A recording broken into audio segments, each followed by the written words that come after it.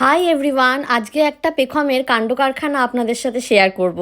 আমরা ছোটোবেলায় সবাই হয়তো একবার না একবার মায়ের বা ঠাকুমার কাপড় নিয়ে শাড়ি পরে বউ বউ খেলেছি, তো ও তার বাদ যায়নি। তবে ও যে এই 1.5 বছর বয়সে সেটা চেষ্টা করবে সেটা বুঝতে পারিনি। এটা কোনো কাপড় নয়, এটা একটা বড় রুমাল।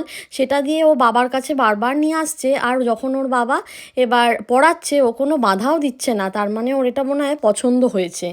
কী করে যাচ্ছে! আমি যখন সাজি ও সেটা চুপ করে বসে লক্ষ্য করে, আর আজকে যখন একবার সাজগোজের জিনিসগুলো হাতে পেয়েছে, ঠিক যেভাবে যেভাবে আমি সাজি সেই পাউডারটাকে নিয়ে মুখে লাগানো, লিপস্টিকটা অবশ্যই ঘুরিয়ে খুলতে পারছে না, কিন্তু লিপস্টিকটাকে ঠোঁটেই দেওয়া, সব কিন্তু সুন্দর করছে।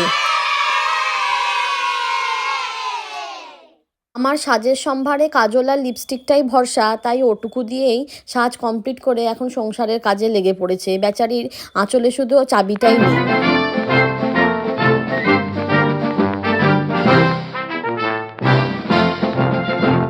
যাই হোক, এখন আমার গুছিয়ে রাখা কাপড়গুলো ফেলে দিয়ে আবার নতুন করে বোধহয় গোছাতে গেছে।